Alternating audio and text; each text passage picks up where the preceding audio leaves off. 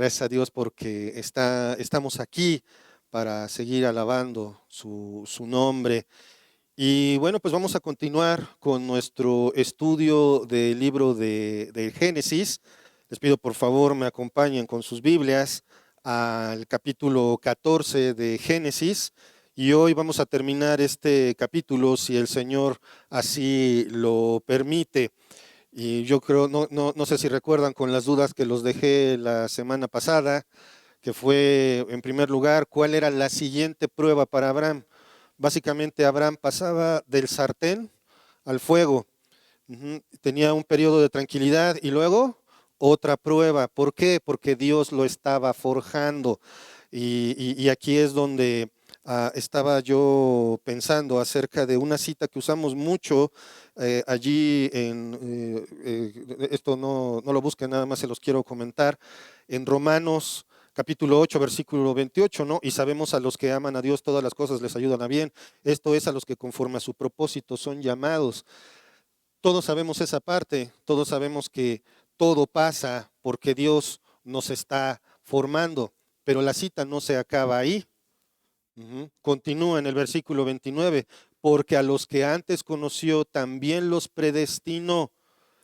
Sabemos que somos predestinados para salvación, ¿no? Dios no está escribiendo su lista. La lista de salvos ya está terminada. Dios no agrega a alguien más al libro de la vida. Si tú tienes tu fe puesta en el Señor Jesucristo para tu salvación, es porque Él te predestinó desde antes de la fundación del mundo.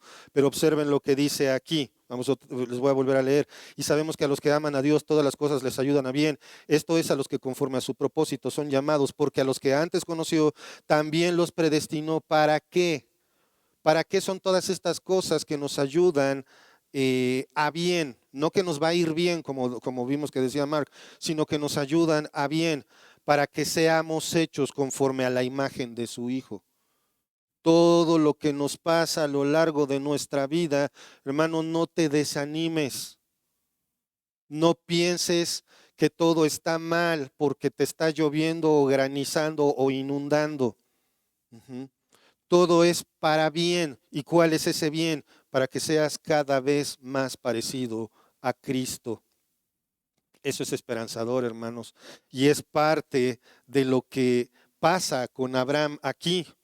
Porque ya vimos que después del sobrenatural triunfo militar de Abraham sobre los 4 reyes opresores de Oriente, Abraham regresa triunfante con un ejército enorme, ¿verdad?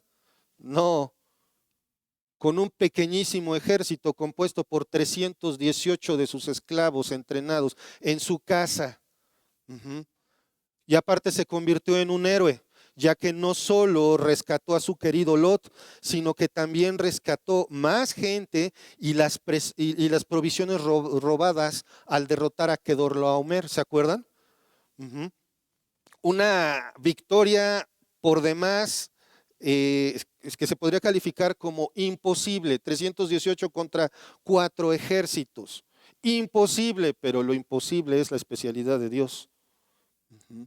Recuerden, hermanos, tú y Dios ya son mayoría. Mientras Dios esté contigo, no hay por qué temer. Y no me refiero a que no va a pasar nada malo, que no nos va a ocurrir nada. No digo que no nos vamos a enfermar, no digo que no vamos a tener accidentes, no digo que no va a pasar nada que nos pueda dañar, sino que Dios va a estar con nosotros todo el tiempo. Entonces, Abraham estaba siendo forjado por Dios en el fuego de la prueba. Y desde su fracaso al ir a Egipto, el noble patriarca había entendido una gran verdad: a no confiar en sí mismo.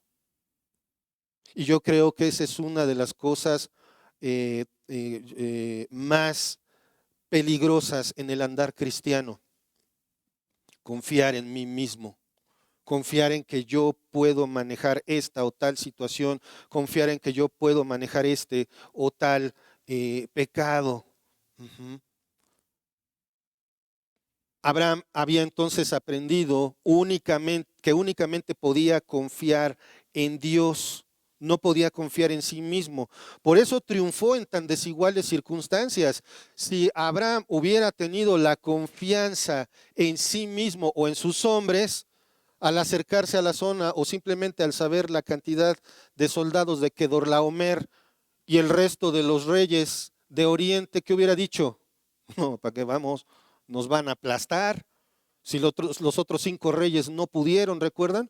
Aún con la ventaja de estar en casa, perdieron. Y perdieron de una manera humillante. Pero por su confianza en Dios, ahora había triunfado. Ahora se había hecho de un gran prestigio con su victoria en el campo de batalla.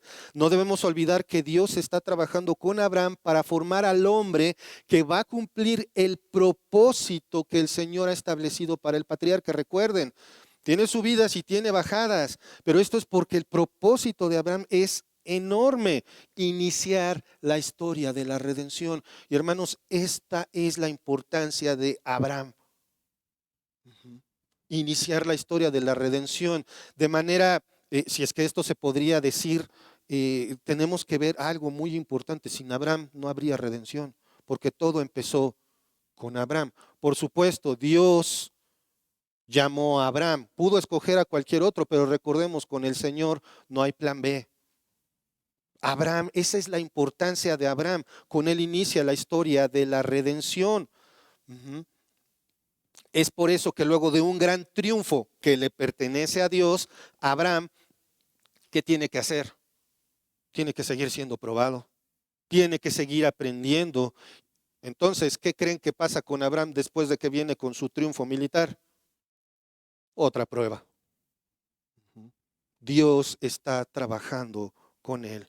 Y con esto en mente, hermanos, y que con nosotros también Dios está trabajando. Una de las cosas que quizás más deberían de preocuparte es que tengas una vida bien tranquila espiritualmente. Que no haya baches, que no haya trabas, que no haya disciplina por parte del Señor, porque entonces quiere decir que probablemente algo está mal contigo. Algo está mal conmigo y por eso estoy cómodo.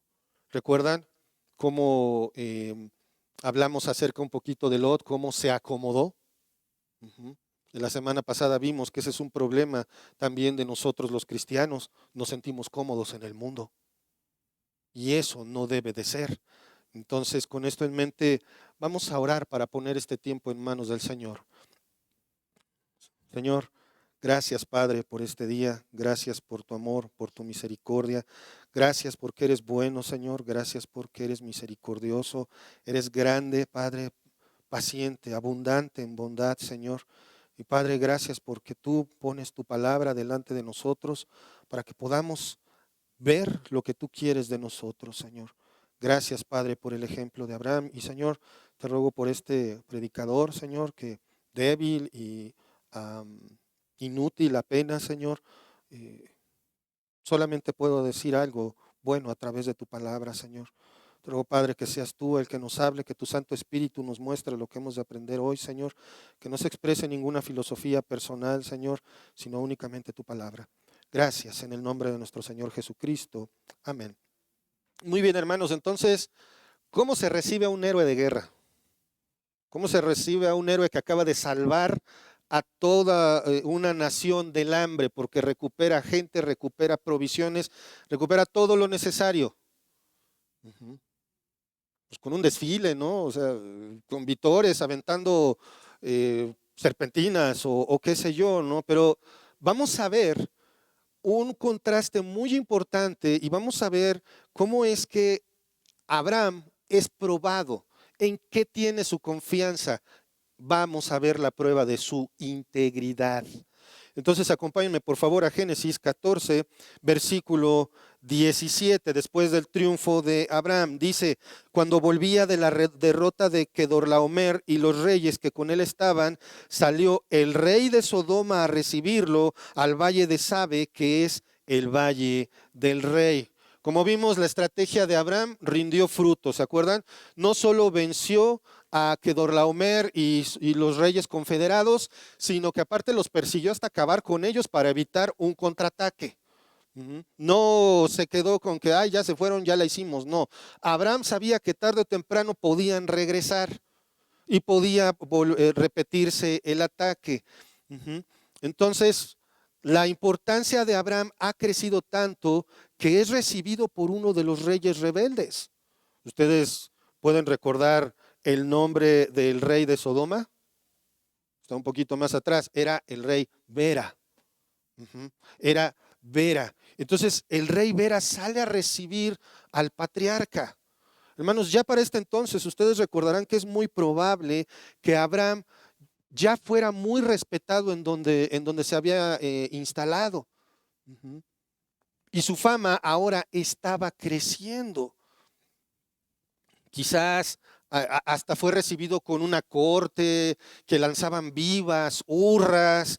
La Biblia no lo dice, pero a lo mejor le llevaron cosas o simplemente había una banda recibiéndolo con alguna música, festejando la salvación que Abraham le había dado a Sodoma y los otros 5 reinos rebeldes.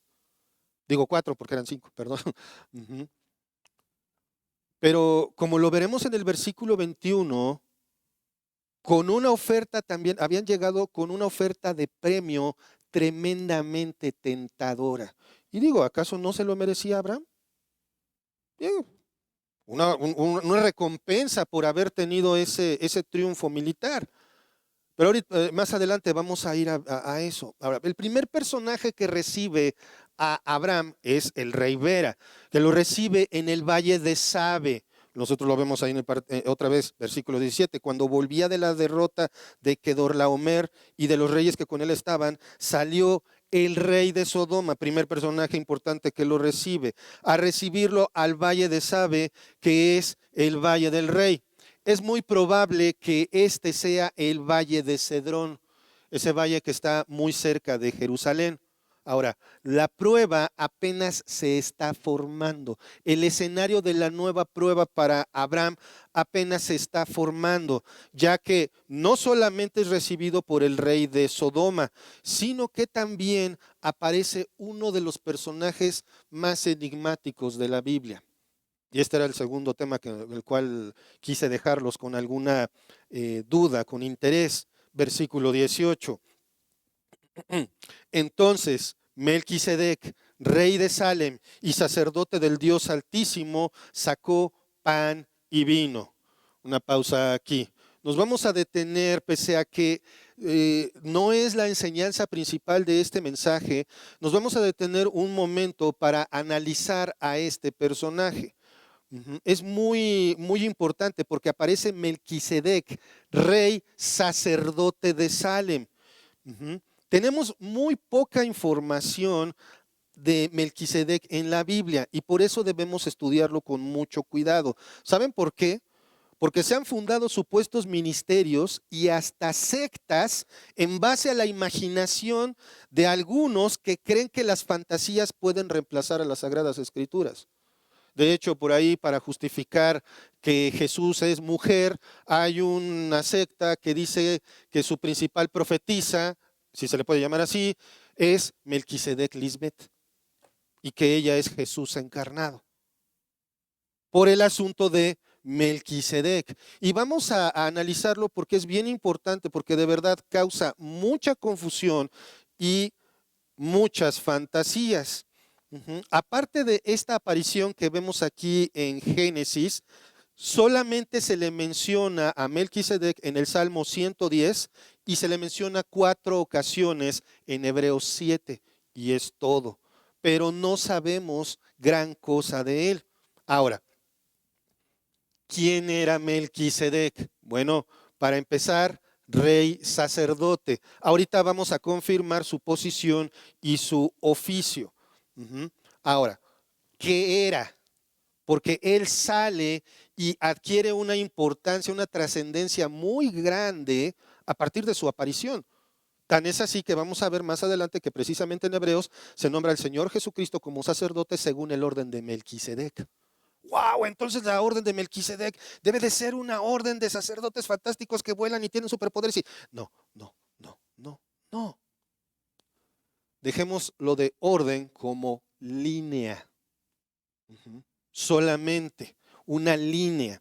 Hasta ahí vamos a dejarlo por este momento. Ahora, ¿qué era? Bueno, hay 4 suposiciones de qué era, o 4 líneas de pensamiento sobre qué es este rey. O sea, estamos de acuerdo que es el rey sacerdote de Salem.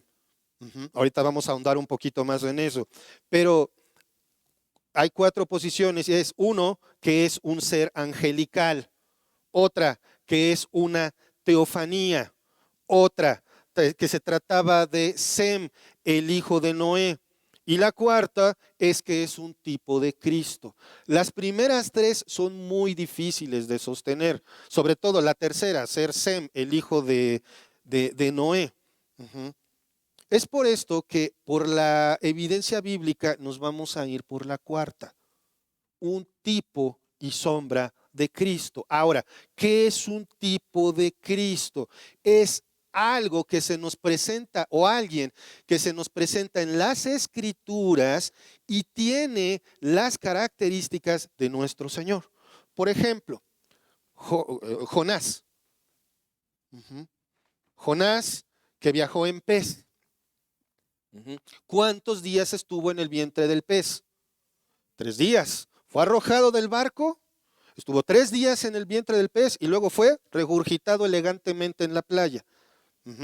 Bueno, ¿a qué le suena? A la muerte, sepultura y resurrección del Señor Jesucristo. Eso es un tipo de Cristo, ¿de acuerdo? Otro tipo de Cristo, no sé si se acuerdan cuando lo estudiamos, el arca de Noé. ¿Cómo? Una cajota que flotaba, ¿es un tipo de Cristo? Sí, porque da salvación y es la única vía de escape. Eso es un tipo de Cristo, ¿de acuerdo? Entonces, debido a las características que tenemos de Melquisedec, del rey sacerdote de Salem, es que nos inclinamos a que es un tipo de Cristo, como lo expresa Henry Morris en su libro The Genesis Record. Ahora, vámonos por partes, diría el Jack el Destripador. Primero, ¿qué significa Melquisedec? Literalmente, rey de justicia. Pero en el Nuevo Testamento también encontramos otro significado. Les pido, por favor, me acompañen en sus Biblias a la carta a los Hebreos, capítulo 7. De hecho, si tienes una Biblia mínimamente comentada, ahí va a decir el sacerdocio de Melquisedec o algo por el estilo. El capítulo 7 es donde se referencia a Melquisedec en 4 textos. Hebreos 7, versículos 1 al 3. ¿Ya lo tienen?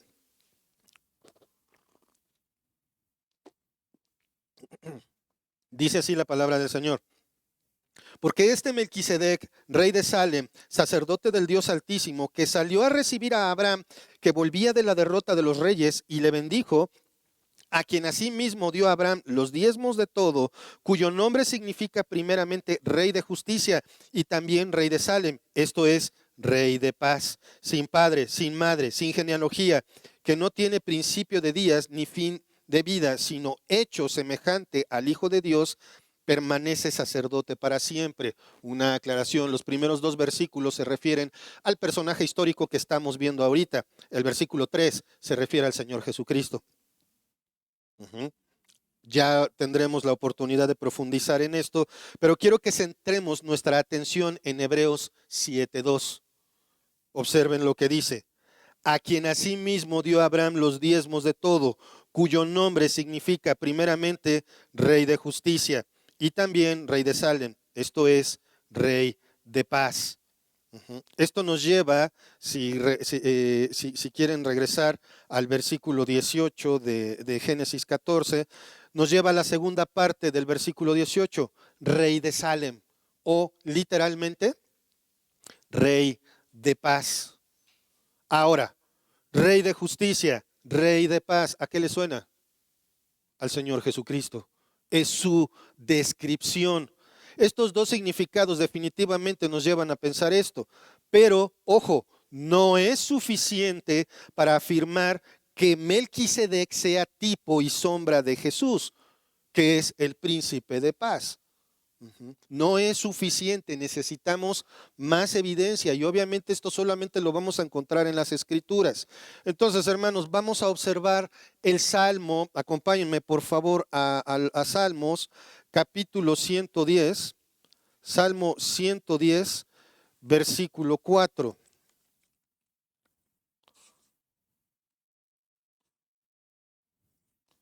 Salmo 110, 4. ¿Ya lo tienen? Observen este versículo, es clarísimo.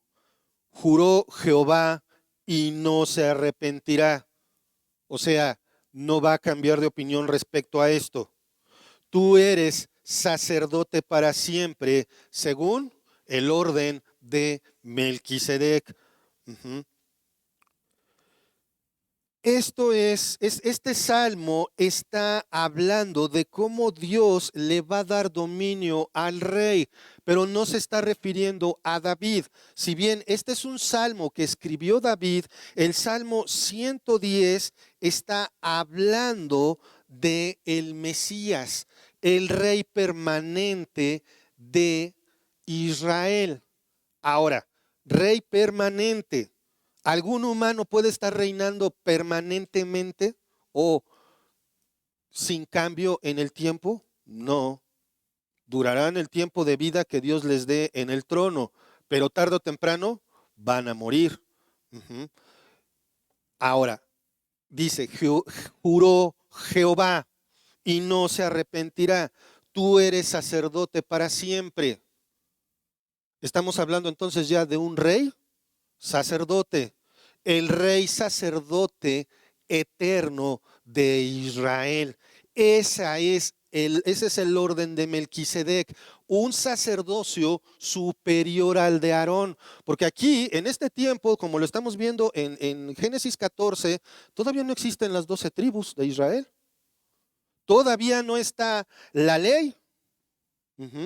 Todavía no están los tiempos de la ley. Todavía no está el sacerdocio de Aarón, ¿recuerdan? Levitas, pero para ser sacerdotes tenían que ser de la familia de Aarón. Este sacerdocio, por lo tanto, por pura implicación de reinado y duración, es superior. Eso es lo que significa el orden o la línea de Melquisedec, un sacerdocio superior al de Aarón. Pero superior ¿en qué sentido? Que le pertenece al Señor Jesucristo nada más. Este sacerdote va a adquirir una gran importancia conforme avancemos un poquito más en sus características. Quiero regresar al Salmo 110:4. La palabra sacerdote, eso también nos va a ayudar a entender un poquito. La palabra sacerdote en hebreo es kohen, que significa principal, príncipe o sacerdocio. O sea, el principal de los sacerdotes. Es decir, que ese sacerdote al que se refiere David es superior a los sacerdotes de la línea de Aarón. Luego vemos, tú eres sacerdote para siempre. Ningún ser humano puede tener esa permanencia. Por lo tanto, es lógico pensar que se refiere a Cristo como el definitivo y principal sumo sacerdote de Israel. Ahora vamos a terminar de enmarcar esto en el Salmo 110:4. Dice el orden de Melquisedec, que es de aquí donde se agarran hasta para salir con capas y espadas y coronas y no sé cuánta cosa, porque pues es el rey sacerdote. Y entonces mientras finjo ser rey, también finjo ser sacerdote, pero en realidad lo único que estoy haciendo es fantasear. Y como les dije, sectas y cultos se fundan en base a esto y es una locura. El orden de Melquisedec es una línea sacerdotal y no puede ser de origen humano. Pero si estamos viendo ahorita Melquisedec aquí, que es un humano, tú mismo lo estás diciendo, Gerardo, es un humano. Sí, pero aquí es tipo y sombra de Cristo. O sea, es una figura que nos es puesta para voltear a Jesús. El- Aquí el personaje principal, recuerden, aunque estemos hablando de Kedorlaomer derrotado, de Abraham triunfante, de ver al rey de Sodoma o de Melquisedec, el rey sacerdote de Salem, ¿quién es el personaje principal? Dios. El Señor es el personaje principal de de toda la Biblia. Ujú. Recordemos, bueno, entonces la línea sacerdotal de Aarón no puede ser esta, sino que el orden de Melquisedec es superior, ya que es el gran sumo sacerdote que ejercerá como tal para siempre. Esto describe en mente el significado de Melquisedec, rey de justicia, rey de paz. Por lo tanto, nos estamos refiriendo al Señor Jesucristo. Pero todavía hay más, todavía podemos sacar más para demostrar que estamos hablando lo más probable de que Melquisedec sea tipo y sombra de Jesucristo. Este sacerdocio permanente es claramente mencionado en Hebreos. Les voy a pedir, por favor, me acompañen otra vez en sus Biblias a la carta a los Hebreos, en el capítulo 5, versículos 5 y 6. Hebreos 5, 5 y 6. Observen, ¿de quién venimos hablando? Dice así, así tampoco Cristo se glorificó a sí mismo haciéndose sumo sacerdote, sino que Él dijo, perdón, por eso es tan importante leer bien, sino que el que le dijo, estamos hablando de que Cristo en primera no se glorificó. Y entonces, si Él no se glorificó, ¿recuerdan ustedes quién glorificaba a Cristo? El Padre. Entonces, ¿quién está diciendo esto? El Padre acerca de Jesús. Tú eres mi hijo. Aquí ya es más que obvio, ¿verdad? Que está hablando el Padre está hablando de Jesús. Yo te he engendrado hoy. No es que haya nacido, que Jesús tenga un origen como Dios, sino que ha sido puesto en su lugar. Versículo 6, como también dice en otro lugar, tú, ¿quién? Jesús, tú eres sacerdote para siempre según el orden de Melquisedec. Y si continúas leyendo la carta a los hebreos, te darás cuenta que sigue hablando de Jesús. ¿Quién es el sumo sacerdote según el orden de Melquisedec? Jesucristo. ¿Por qué menciona a Melquisedec si él era un humano? Porque Melquisedec fue tipo y sombra de esto que se está mencionando aquí. Ahora, vamos a otra referencia, ahí mismo en Hebreos, un poquito más adelante, capítulo 7, versículos 15 al 17. Dice, ¿ya lo tienen? Y esto es aún más manifiesto. Si a semejanza de Melquisedec se levanta un sacerdote distinto, no constituido conforme a la ley del mandamiento acerca de la descendencia, sino según el poder de una vida indestructible, para facilitarlo, un sacerdote de la línea de Melquisedec no nace, uh-huh, tiene origen divino. Observen cómo dice, sino según el poder de una vida indestructible. ¿Cómo le va a ser un ser humano común y corriente que no sea hombre y Dios al mismo tiempo? ¿Cómo le va a ser para ser indestructible, para que su vida sea indestructible? Es imposible. Todos nacemos, sí, pero también todos nos morimos. El Señor Jesucristo vive para siempre. Uh-huh. Versículo 17, pues se da testimonio de él. Tú eres sacerdote para siempre según el orden de Melquisedec. ¿De acuerdo? Entonces, otra vez, el sacerdocio de Melquisedec es la línea de sacerdotal de Melquisedec es un sacerdocio que no lo puede llevar a cabo un ser humano, sino únicamente Dios. ¿Por qué? Porque es permanente. Aquí me encanta cómo dice en Hebreos el poder de una vida indestructible. Que levante la mano y que tenga una vida indestructible. Nadie, nadie, ya sea por accidente, por enfermedad o por tiempo, todos vamos a sucumbir. pero Jesucristo, el Señor Jesucristo, es el que era, el que es y el que será. Ahora, vamos a regresar a Génesis 14, 18. Acompáñenme otra vez, por favor, en sus Biblias, a Génesis 14, 18. Entonces Melquisedec, rey de Salem y sacerdote del Dios Altísimo, sacó pan y vino. Observen la diferencia. ¿Cómo creen que pudo recibir Vera, rey de Sodoma, a Abraham? ¿Cómo lo recibió Melquisedec, el rey sacerdote de Salem? Hay una enorme diferencia. Ahora, vamos a ver otra característica de Melquisedec. ¿Por qué afirmamos o por qué podemos decir que Melquisedec se refiere a Cristo? Aquí todavía el cristianismo no está fundado, es más, ni el judaísmo. Estamos en el principio de la historia de la redención con Abraham. Entonces, como esto también, como les digo, todo lo dicho anteriormente no es suficiente para afirmar por completo que Melquisedec es tipo y sombra de Jesucristo, pero vamos a ver lo que él hace y eso nos va a ayudar a cerrar el cuadro. Dice, entonces Melquisedec, rey de Salem y sacerdote del Dios Altísimo. No es un sacerdote pagano, sacerdote del Dios Altísimo.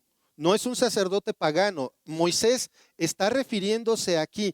Moisés no se habría atrevido a decir Dios Altísimo refiriéndose a cualquier dios o cualquiera de los dioses paganos que existían en esa época. Moisés escribió inspirado por el Espíritu Santo que era sacerdote del Dios Altísimo. Y esto es importante porque también hace referencia a que Melquisedec estaba ejerciendo como sacerdote de una religión monoteísta.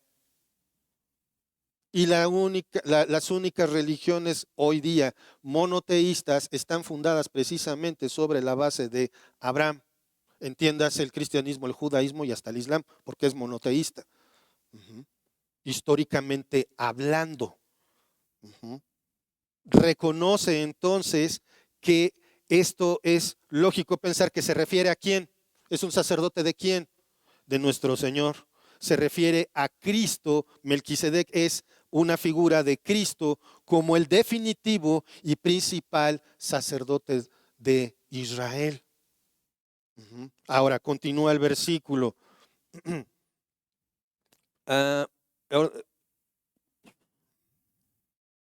Quiero aclarar una cosa del sacerdote del Dios Altísimo y otra cosa respecto a esto. La palabra usada para Dios Altísimo es un vocablo hebreo que es el Elión, uno de los nombres de Dios, o más bien una de sus características, que es literalmente Dios Altísimo, es decir, un Dios que no está sujeto a nada. Y saben una cosa, de las religiones paganas que eran politeístas, que adoraban a varios dioses, esos dioses generalmente estaban sujetos a condiciones y debilidades humanas. Y aquí no estamos hablando de eso. Esto confirma que el rey de Salem era un sacerdote de nuestro Dios Todopoderoso. Ahora, ¿cómo llegó a esa posición? ¿Cómo fue encomendado como sacerdote? No tengo idea. La Biblia no dice nada y por lo tanto no imaginemos. Lo único que sabemos es que Abraham se encuentra con él ya en la posición de rey y sacerdote de Salem. No sabemos nada más de su reino, no sabemos nada de su historia u orígenes, pero debemos aceptar lo que la palabra de Dios dice de él. No necesitamos más. Es una figura de lo que en el futuro el Señor Jesucristo será para su pueblo, rey y sacerdote. Entonces, siguiendo con el versículo 18, vemos qué hace entonces Melquisedec. Observen en sus Biblias, por favor, otra vez 14, 18. Entonces, Melquisedec, rey de Salem y sacerdote del Dios Altísimo, sacó pan y vino. Sacó pan y vino. No es pan sagrado ni vino consagrado, No es nada de eso. Entonces, sí. Era simple pan y vino. Entonces iba a hacer algo maravilloso con ese, ¿sí me escuchan? Con ese pan y ese vino. No. Aquí dice nada más que lo sacó. En otras palabras, se lo ofreció a Abraham, pero ¿acaso era algo que necesitara Abraham? Pues se traía todo el botín de la guerra. ¿Qué iba a necesitar? Pan y vino. Bueno, es muy posible que ese pan y vino representara un reconocimiento por su victoria. Nada más. Lo más importante lo vemos en el versículo 19. O sea, el rey de Salem, Melquisedec, sale a recibir a Abraham y lo que hace es entregarle como recompensa, como reconocimiento, pan y vino. Es como cuando vas a una casa y lo mínimo que te ofrecen, ¿qué es? Un vaso con agua. Pero veamos lo más importante, versículo 19. Vamos en sus Biblias a Génesis 14, 19. Y le bendijo diciendo: bendito sea Abraham del Dios Altísimo, creador de los cielos y de la tierra.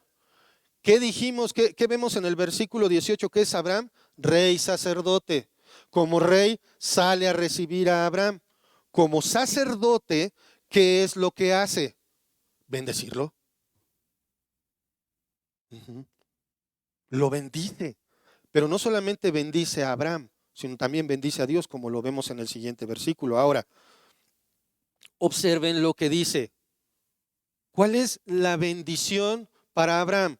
Bendito sea Abraham del Dios Altísimo, creador de los cielos y de la tierra. ¿Quién es el creador de los cielos y de la tierra? Nuestro Señor Jesucristo, Dios. Recuerden que Jesús es el agente creador.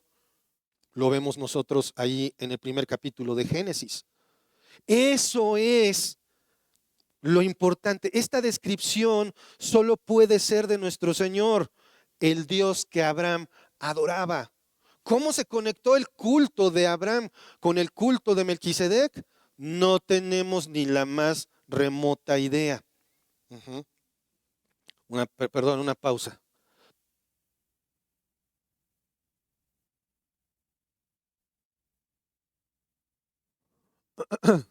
Como les estaba diciendo, esa es la primera bendición. La segunda bendición la encontramos en el versículo 20. Acompáñenme por favor en sus Biblias a Génesis 14, 20. Bueno, voy a leer desde el 19. Y le bendijo diciendo: bendito sea Abraham del Dios Altísimo. Perdón, un detalle. ¿Quién envía a Abraham? Dios. Por eso dice ahí bien claro: bendito sea Abraham del Dios Santísimo. O sea, sí eres importante tú, Abraham, pero es más importante el que te envió, el Elión. ¿Recuerdan? Luego dice: creador de los cielos y de la tierra.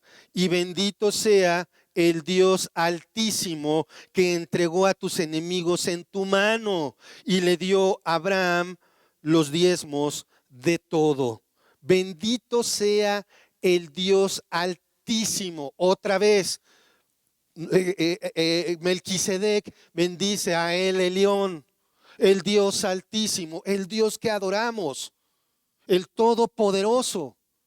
Es el Elión, el Dios Altísimo, que entregó tus enemigos en tus manos. El rey de Salem pronuncia su segunda bendición, reconociendo que la única manera de que la victoria de Abraham pudo ser realidad fue por la intervención divina. Y hermanos, aquí yo me puse a imaginar algo que no había pensado. Imagínense que Dorlaomer y los otros 4 reyes aplastando a los otros 5 reyes. Y en eso 319 hombres bien valientes van pasando. ¿Quién eres? Es imaginación nada más. No, pues soy Abraham, siervo del Dios Altísimo, y todos ellos son el ejército con el que vamos a ir a rescatar a mi sobrino que fue secuestrado por Kedorlaomer, y todo lo que se llevaron lo vamos a recuperar. ¿Qué cara habrán puesto todos los demás? Casi, casi, pues les echamos la bendición y nos dicen a dónde enviar las flores, porque es imposible. Esto que estás pretendiendo hacer es imposible. Probablemente el rey de Salem también escuchó esto y quizás por eso, al ver la victoria sobrenatural de Abraham, ¿qué dice? Bendito sea el Dios Altísimo que entregó a tus enemigos en tu mano. ¿De quién es la victoria? Del Señor. De otra manera no pudo haber sido. Las palabras aquí dichas por Melquisedec conmueven a Abraham de tal manera que vemos al final del versículo 20. Y le dio a Abraham los diezmos de todo. Observen la reacción de Abraham. ¿Qué significaron esas palabras?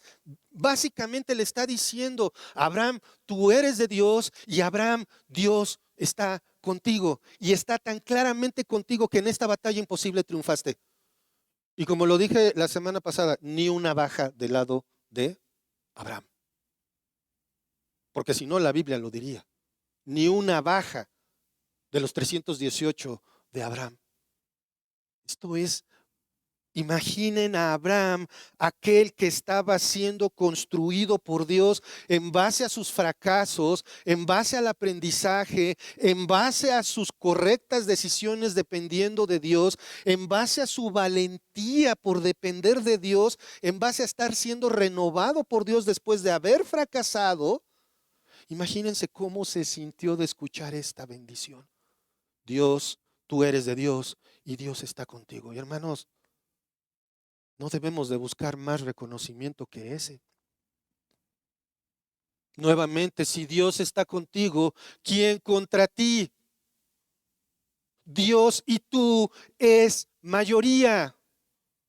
Si tienes algo que te está impidiendo acercarte a Dios, entrégaselo a Dios. Él sí puede, yo no. Piensa en eso que estás arrastrando, que no te deja entregarte al Señor por completo. Piensa en eso. Piénsalo un momentito. Es, es maravilloso porque si yo digo, con Dios sí puedo, entonces estoy diciendo lo más inteligente que puedo decir en mi vida.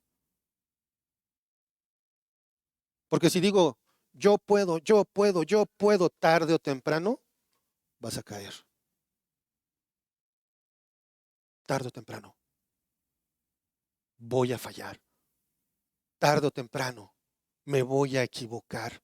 Tarde o temprano voy a pecar.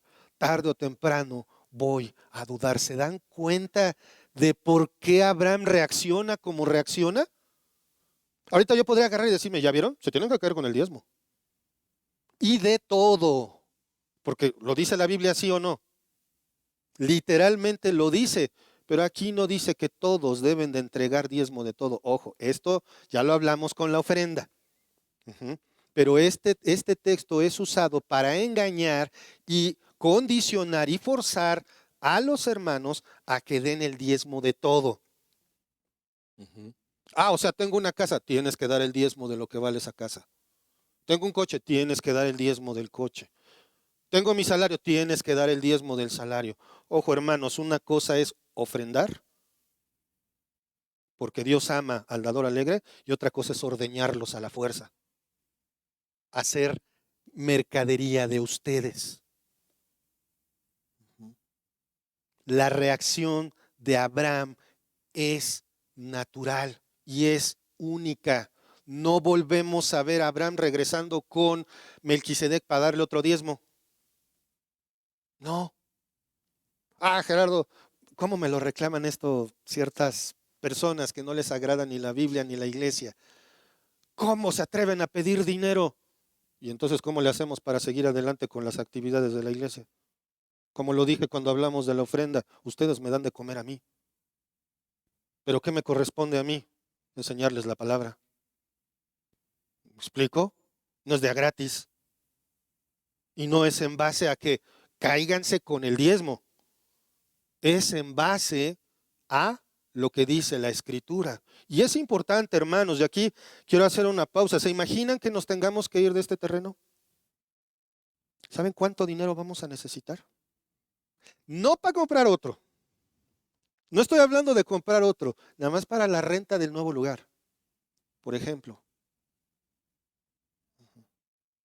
La mudanza, ahí nos organizamos y lo guardamos todo entre todos porque tenemos un montón de triques, pero el punto es, necesitamos de todos. ¿Has evaluado tu forma de ofrendar? Aquí Abraham está reaccionando al recibir la bendición del rey sacerdote Melquisedec y al mismo tiempo al darse cuenta de lo que Dios ha hecho por él. Hay una pequeña discusión sobre a qué se refiere con todo. Algunos piensan que Abraham le dio a Melquisedec el diezmo del botín. Otros piensan que fue el diezmo del botín y de todas sus riquezas. Independientemente de lo que haya sido, el número debió de haber sido exorbitante.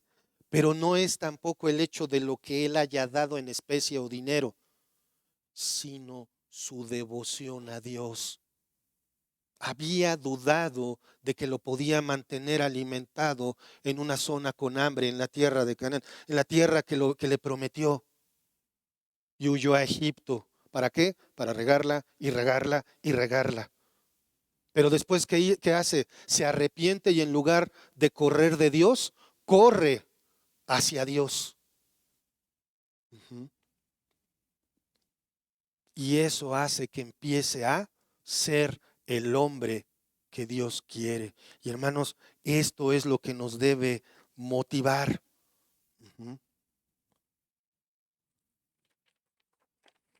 Me voy a quitar del tema del diezmo porque si no... Abraham reconoce lo que la bendición recibida por parte de Melquisedec. Se maravilla. Ahora, desde el versículo 17, recuerdan, les hice una pregunta. ¿En qué está fundada la seguridad de Abraham? ¿De qué tamaño es la integridad de Abraham? Ahora, una observación. ¿Abraham empezó siendo 100% íntegro? No.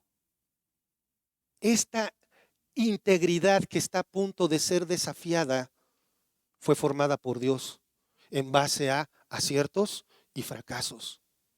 Por eso es que quise empezar leyéndoles lo de Romanos 8. Todas las cosas obran para bien, sí, pero no para bien de mi bolsillo, no para bien de mi ropa, no para bien de mi casa, sino para bien para que yo siga creciendo y pareciéndome cada vez más a Jesús. Eso es nuestro objetivo como cristianos, hermanos. ¿Se te ha ocurrido evaluarte cómo vas en tu parecido a Jesús? ¿Qué tanto te pareces a Dios? Yo mejor, después de 2 minutos de análisis o menos, me di cuenta que estoy muy mal. Pero todos estamos en ese camino. Todos. Entonces, Abraham ya ha sido reconocido por un rey. Triunfó. Semejante triunfo no cualquiera, ¿verdad? Y también ahora es reconocido por un rey sacerdote y es bendecido. Y ahora la prueba se revela. Versículo 21. Si ya leíste esta parte de la Biblia, que seguramente ya la leíste, ya sabes el resultado. Pero dice el versículo 21, entonces el rey de Sodoma dijo a Abraham, dame las personas y toma para ti los bienes. Dirían por ahí, wow, qué ofertón. Y sí, el rey de Sodoma, que era el principal de la confederación de los 5 reinos rebeldes, ¿recuerdan? Le está diciendo, quédate con todo. Nada más devuélvenos a las personas, devuélvenos a nuestros ciudadanos. Quédate con todo. ¿Es o no es una ofertota? Sí. Ahora, pregunta, ¿se lo merece o no se lo merece Abraham? Sí, cualquiera diría, pues claro, o sea, nos acaba de liberar con sus hombres, hagámoslos ricos. Ujú. La seguridad de Abraham, su integridad, su aprendizaje después de su fracaso en Egipto y la separación del patriarca se demuestran cabalmente. Versículo 22 y 23. Observen este texto, es potente. Y respondió Abraham al rey de Sodoma: he alzado mi mano a Jehová Dios Altísimo, creador de los cielos y de la tierra, que desde un hilo hasta una correa de calzado, nada tomaré de todo lo que es tuyo, para que no digas, yo enriquecí a Abraham. Wow. Yo sé que Abraham, y sabemos que Abraham ya era rico en sobremanera. Eso lo sabemos perfectamente. Ujú.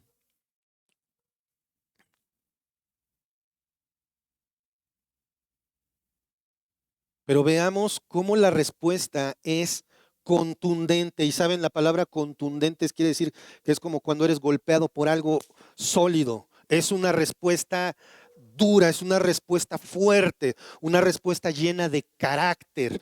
Este hombre que dudó de Dios, a pesar de que le había dicho, aquí está la tierra que tú y tu descendencia van a poseer, ujú, que había dudado, ahora responde de manera firme. He alzado mi mano a Jehová Dios Altísimo. O sea, ¿qué hizo esto? Ujú. Jurar solemnemente. Alzar la mano a Dios es un juramento firme, un compromiso que no piensa romper. Ok, sí, ya la regué, Dios. Y ojo, no estoy hablando de cualquier juramento, porque cuántas veces nosotros pecamos y decimos, Dios, no lo vuelvo a hacer. ¿Y qué pasa el siguiente fin de semana? Lo vuelvo a hacer. No, aquí Abraham está diciendo, no lo voy a hacer. No voy a volver a dudar. No voy a tomar nada que no venga de ti, Señor. Nada. No voy a cometer ese error otra vez. Dios es su sustento en todo sentido y se compromete delante de Dios a qué. Observen que desde un hilo hasta una correa de calzado, nada tomaré de todo lo que es tuyo. O sea, ni las gracias. Ujú. Ahí están tus cosas, ahí está tu gente, no se queda ahí. Y luego dice, ahí nos vemos. Spurgeon comentó maravillado acerca de esto. Escuchen. Desde un hilo hasta una correa de calzado, nada tomaré. El patriarca es más importante que el rey. Tiene derecho a todo su botín, pero no lo tocará para no manchar la gloria de Dios. Abraham no se quedará con nada, salvo con lo que Dios le dé. No tomará nada del rey de Sodoma. Continúa Spurgeon. Me agrada ver esta independencia gloriosa en el creyente. Tengo derecho a esto, dice, pero no lo tomaré. ¿Qué son para mí estos simples derechos terrenales? Mi cometido principal es honrar al Dios a quien pertenezco y sirvo. Y si por tomar ese botín lo deshonro, no tomaré ni siquiera un hilo ni una correa de calzado. Nada. No hay nada que el mundo nos pueda ofrecer que sea mejor que lo que Dios te ofrece. Y si tienes carencias o no, si tienes abundancia o no, todo eso ha venido de Dios. Hasta una correa de calzado. Se me fue. Bueno, el punto es, no cometas el error de que confíes en tus triunfos, en tus logros, que digas, es que soy tan buen cerebro que ahora me dieron el puesto de director. He llegado hasta aquí porque he estudiado como burro. He llegado hasta aquí porque he trabajado como desesperado. He llegado hasta aquí porque solo yo pude hacerlo. No. El que te ha dado las capacidades que tengas, aún tus carencias, es Dios, porque te está forjando para que llegues a ser conforme a la imagen de Dios. No estoy hablando desde un pedestal de perfección, hermanos. Lo que yo quiero es que podamos crecer a la estatura de Cristo. No vamos a llegar en esta vida, pero por Dios, hermanos, cada sermón, cada culto dominical, cada estudio, cada tiempo de oración es para eso. ¿Aprecias o no esas bendiciones que Dios te está dando con su palabra? Porque a veces podemos decir, total, no es del domingo. Tengo algo más importante que hacer, tengo que abrir mi negocio. Hermanos, aprendamos de Abraham, porque caer es fatal, es letal para el cristiano. Hoy, si te vas a llevar algo de este mensaje, que sea esto. Quizá Abraham fracasó. ¿Y de qué forma? ¿Recuerdan? Fracasó y a lo grande. También sufrió la pérdida al separarse de Lot. ¿Recuerdan a Dios consolándolo? Vete a recorrer tu propiedad. Es tuya. Voy a estar contigo. Pero en todo esto Dios estaba forjando a su siervo para que desarrollara la integridad que acaba de demostrar. Si este ofrecimiento se lo hubieran hecho al Abraham que salió corriendo de Canaán, dice, venga. Pero no. Nadie hubiera discutido su derecho a conservar el botín, pero nada era ahora más importante que honrar a Dios. Nuestra integridad y principios serán probados por Dios, hermanos. Acompáñenme, por favor, en sus Biblias a Primera a los Corintios, capítulo 10, versículo 13. Dios no dice que no vamos a pasar por pruebas, tampoco dice que vamos a aprobar todos, pero ¿qué dice Primera a los Corintios 10, 13? No os ha sobrevenido ninguna tentación que no sea humana, pero fiel es Dios, que no os dejará ser tentados más allá de lo que podéis resistir, sino que dará también juntamente con la tentación la salida para que podáis soportar. Ya Dios había trabajado con Abraham. Abraham pudo haber cedido a la tentación, pero ¿qué hizo? Confiando en el Señor, salió triunfante en la prueba. Esta es la promesa de Dios. Llévate esto, hermano. Llévate esto. La salida siempre estará allí. Él es nuestra garantía para no caer. Sin embargo, aún nuestros fracasos están bajo su soberanía. Corre al Señor, que no rechaza al corazón contrito y humillado. A este respecto, Lucas Alemán dijo, el mayor peligro del cristiano es creer ser fuerte. Wow. Tan breve palabra, predicó 1 hora y fue lo que se me quedó en la mente. El mayor peligro del cristiano es creer ser fuerte. Acompáñenme, por favor, en sus Biblias a Proverbios 16. Proverbios 16, 18. ¿Ya lo tienen? Proverbios 16, 18. Dice así la palabra del Señor. Antes del quebrantamiento es la soberbia y antes de la caída la altivez del espíritu. Ninguno de nosotros estamos exentos de caer hasta que la muerte nos lleve delante del Señor. Y hermanos, observen lo que dice ahí en Proverbios 16, 18. Y antes de la caída la altivez del espíritu. Esto quiere decir, hermanos, que la humildad no es una debilidad. Es tu escudo protector. Ser humilde, ser lo suficientemente humilde para reconocer que soy arrogante cuando creo que yo soy fuerte, es un escudo protector de pecar. Porque cuando dices, no, sí, lo puedo controlar. Sí, está bajo control esto, es cuando pierdes por completo el control y vamos a regresar otra vez por favor, regresemos a primera a los Corintios, capítulo 10, versículo 12. Dice bien claro, así que el que piensa estar firme, mire que no caiga. Hermanos, hagamos una introspección.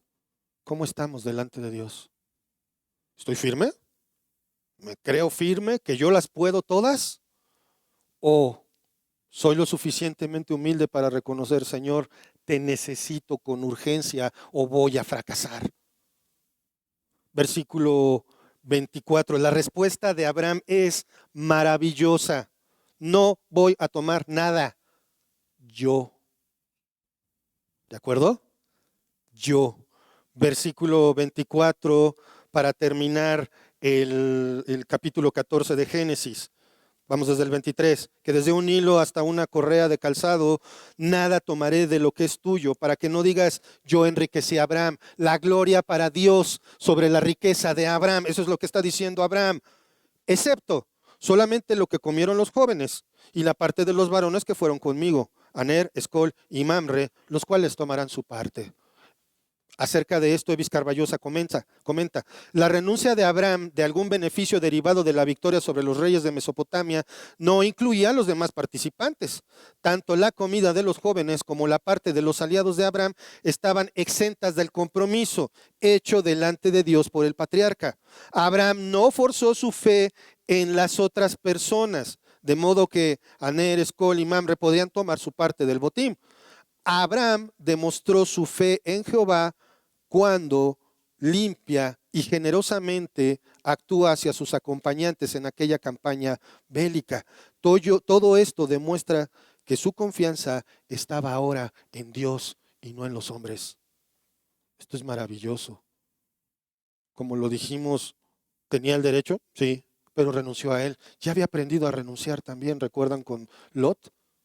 Él era el más viejo, él era el que podía escoger qué tierra le tocaba a cada quien y sin embargo cede su derecho. Con cuánta vehemencia defendemos nuestro derecho a tener la razón. Y tengo la razón. Por mí, mis pistolas y mis faros. Meditemos en esto, hermanos. El mayor peligro del cristiano es creer ser fuerte. Y ahora, si estás escuchando esto y no crees en Cristo, no confíes en ti. No hay nada que puedas ofrecer a Dios, solo tu pecado. Arrepiéntete y pon tu fe en Jesús para tu salvación. No creas que hay diversos caminos, diversas formas, o simplemente que con creer con que Dios no existe ya estuvo con eso. No, porque todos somos pecadores y están destituidos de la gloria de Dios. ¿Por qué digo están? Y no ustedes, sino los que no creen en Cristo. Ellos no tienen derecho a acercarse a Dios. ¿Por qué? Por no creer en el nombre del unigénito Hijo de Dios, el Señor Jesucristo. ¿Por qué se va la gente al infierno? Por incrédula. Ese es el pecado que Dios definitivamente no perdona, la incredulidad. ¿Por qué? Porque la paga, dice ahí en Romanos 6:23, porque la paga del pecado es muerte, mas la dádiva de Dios es vida eterna en Cristo Jesús, Señor nuestro. Arrepiéntete, pon tu fe en Cristo. Vamos a orar. Padre amado, Padre celestial, gracias, Señor, por este día. Gracias, Padre, por todo lo que nos das, por tu amor, por tu misericordia. Gracias porque eres bueno, Señor, y gracias porque en tu palabra podemos ver que tú estás con nosotros, Señor. Y si tú estás con nosotros, Padre, es una necedad creer que somos los que podemos hacer las cosas. Padre, pon en nosotros esa necesidad de depender de ti, Señor. Te ruego, Señor, que tú nos lleves a esa dependencia a ti, Señor. No hay ninguna prueba que sea más allá de lo que nosotros podemos soportar. Pero, Señor, no se trata tampoco de que nos sintamos capaces o no de librarlo, Señor, sino que solamente lo podemos hacer en dependencia de ti, Padre. Gracias, Padre, por esto. Gracias por tu palabra en el nombre de nuestro Señor Jesucristo. Amén. Que Dios los bendiga, hermanos.